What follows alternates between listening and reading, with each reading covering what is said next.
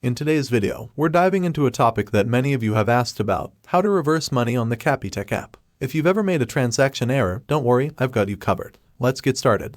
So, if you've made a transaction error, it's crucial to act swiftly. First, open the Capitec mobile app and sign in. Once signed in, you'll land on the main dashboard. Navigate to the bottom of the screen and select Transact. You'll be redirected to the next page.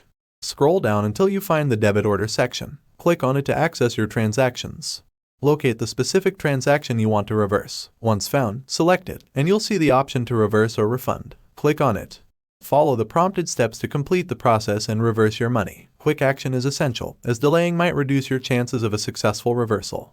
And there you have it. That's how you reverse a transaction on the Capitec app. If you found this video helpful, make sure to give it a thumbs up and subscribe for more tutorials. If you have any questions or if there's a specific topic you'd like me to cover in the future, let me know in the comments below. Thanks for watching, and I'll see you in the next video.